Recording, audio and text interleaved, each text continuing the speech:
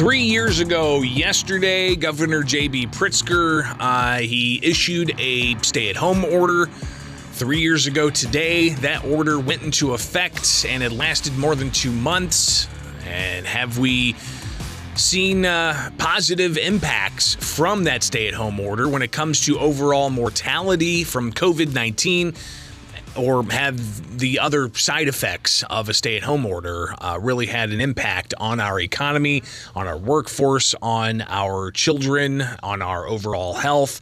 It's an important question to reflect back upon. Good morning. It is Springfield's Morning News. I'm Greg Bishop on 92.7 WMAY. Springfield's News and Talk. I chatted yesterday with a couple of people, one State Representative Adam Niemerg, and also a researcher out of a university, Casey Mulligan, to look at how we've come from 3 years ago. But before we get to that, let's reflect on what happened 3 years ago. So on February 28th of 2020, then Dr. Ngozi Ezike, the director of the Department of Public Health, joined with others at the news conferences, and they had multiple news conferences about the then COVID-19 virus, which was called just coronavirus, the novel coronavirus. And it was a message that they shared that the immediate threat to the general public wasn't necessarily there. Here she is laying that out. The risk of infection to Illinoisans is low. However, we have to plan and prepare for all possibilities. So she said again that the risk to the general public was low, and they said that multiple times before. 2 weeks later, they went ahead and changed course with Governor J.B. Pritzker announcing a stay-at-home order on March 20th of 2020. Here's the governor 3 years ago. To avoid the loss of potentially tens of thousands of lives, we must enact an immediate stay-at-home order for the state of Illinois. So that is the action that I am announcing today. I don't come to this decision easily. I fully recognize that in some cases, I am choosing between saving people's lives and saving people's livelihoods.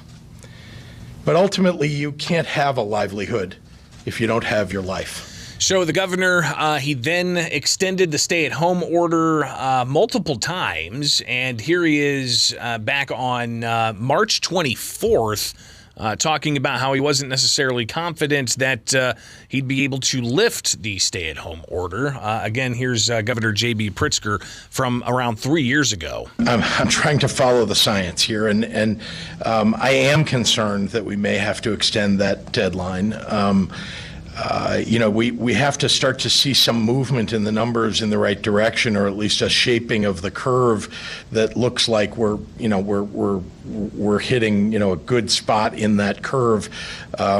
Again, we haven't seen enough data yet to really know when we can bring the restrictions off. But again, watching every day and looking at the data every day. So the governor back then, 3 years ago, saying they were looking at the data, trying to follow the science. And now 3 years later, what does the data and the science suggest? Were stay-at-home orders telling, small mom and pop shoe stores that they couldn't open while Walmart and the big box stores could remain open, keeping cannabis stores open and gun stores open, but closing down a small treat store or a small toy store, and maybe telling businesses that just opened a restaurant that they can't have in-person service, and a variety of other various things happening, and the economic impacts, the educational impacts, all of those things compounding. How did it look 3 years later? We will share with you some of the thoughts from a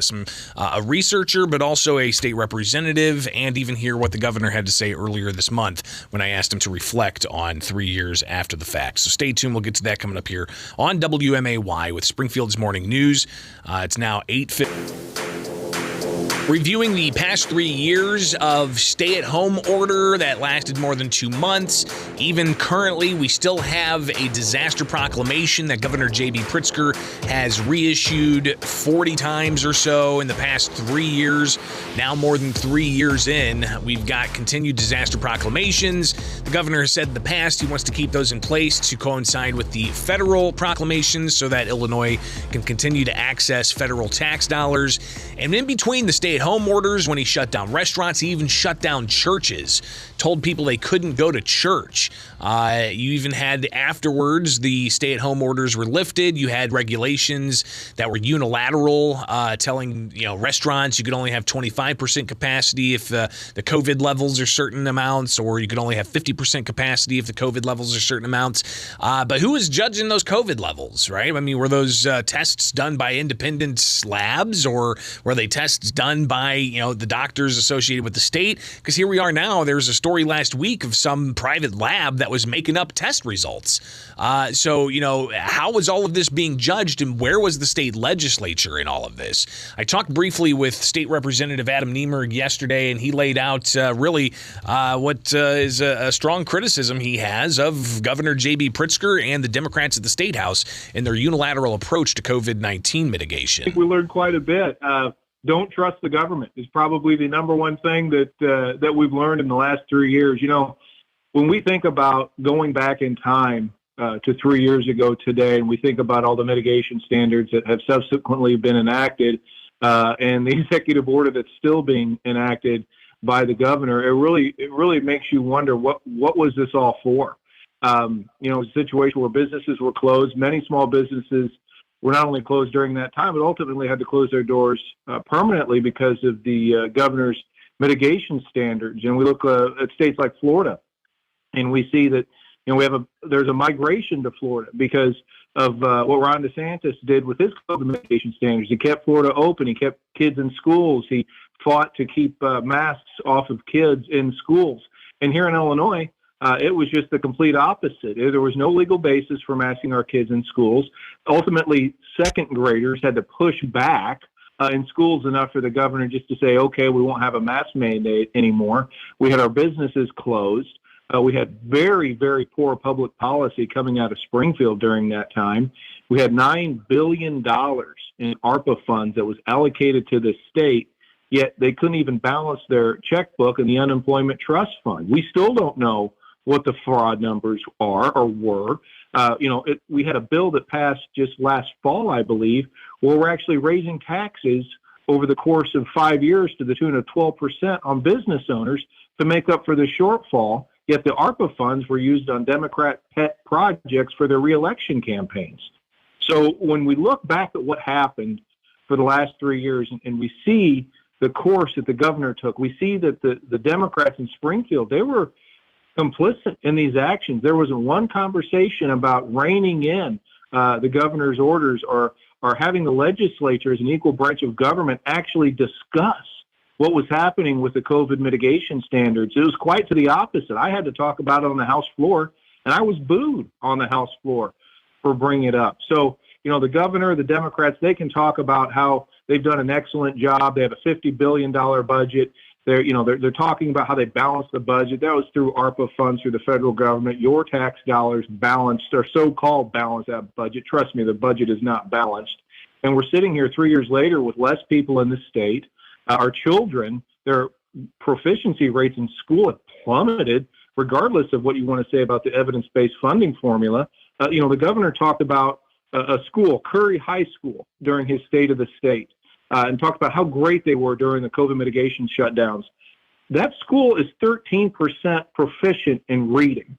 So I don't know what they're pointing at, but I can tell you the last 3 years have been a complete failure. So again, that was State Representative Adam Niemerg, and a conversation I had with him yesterday to talk about his thoughts on where we're at now 3 years after Governor J.B. Pritzker issued his stay-at-home order. And for balance, listen, I asked the governor earlier this month to reflect on 3 years now into the COVID pandemic, and here's what he had to say when I asked him to reflect and whether he's got any regrets. It's funny. It's easy to look back and say, if I knew then what I know now, would I have done something differently? I'm sure that's true about almost anything that we might talk about.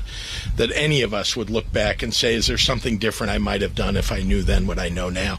So, there are all kinds of things like that. I've been asked this question before. I think about it. I think it was all kind of a traumatic period for everybody, right? The worst parts of the pandemic.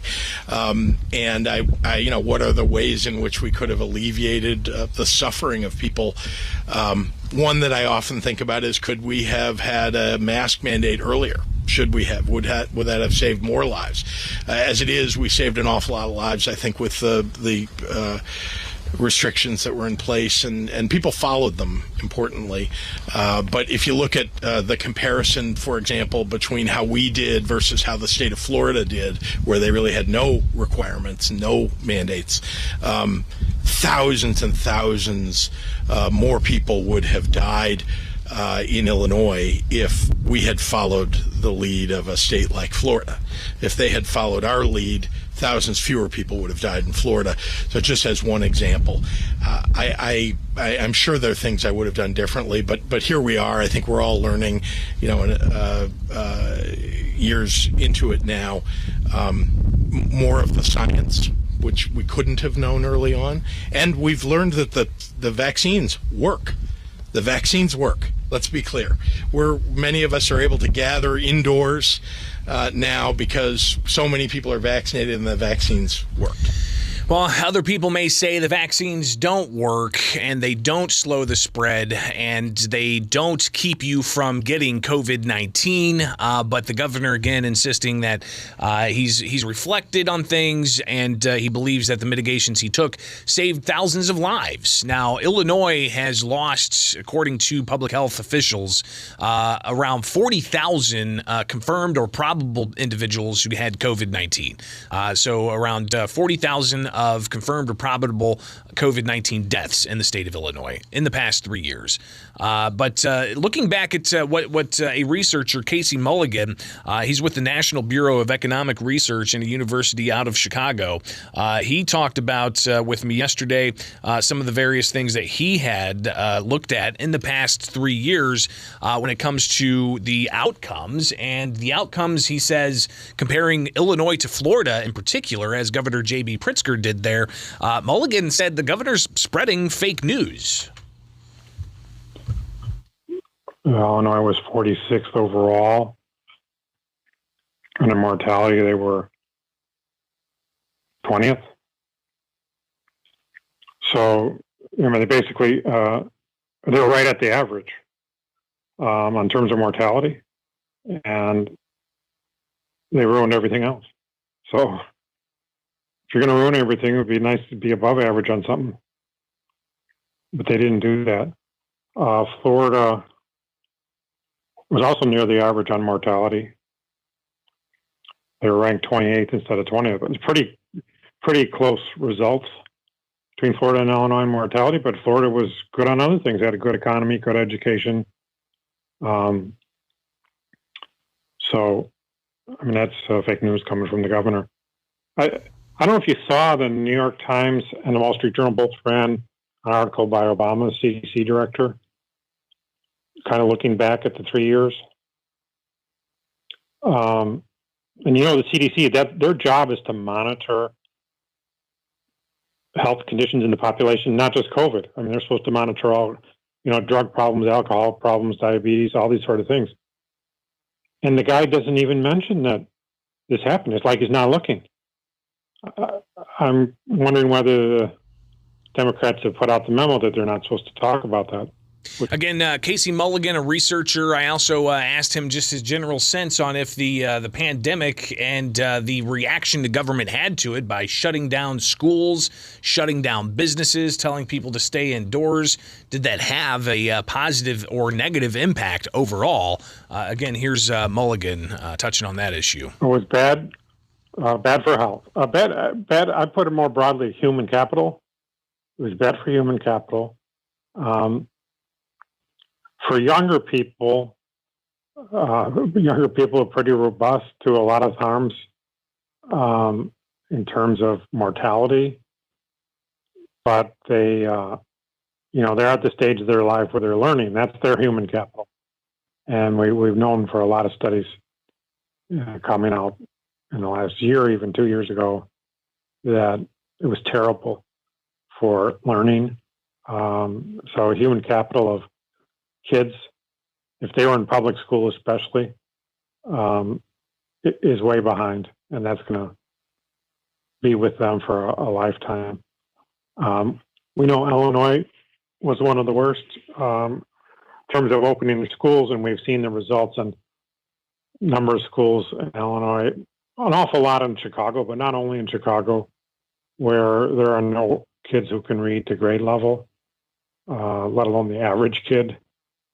So the human capital is in a bad situation.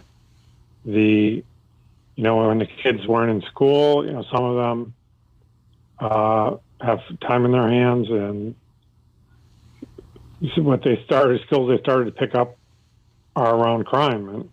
And he goes on to talk about how, in conversation he has with friends, it's no longer about the rarity of carjackings. It's now turned into, well, is that a carjacking or a car theft? Because it's happening so much, he says. So ultimately, he went on to discuss how certain chronic health issues are still lingering, if not more intense, after the COVID-19 pandemic lockdowns. So I think it's important that we do reflect back and look at the outcomes of these decisions, these unilateral decisions. Because, again, the state legislature, at least here in Illinois, did not provide a check to the governor's executive authority, and that continues to this day. Governor J.B. Pritzker has, I think, 40-plus consecutive disaster proclamations that have been issued, and he's going to let those lift May 11th. So interesting to see all of that, and hopefully it's beneficial to reflect back on this 3 years after.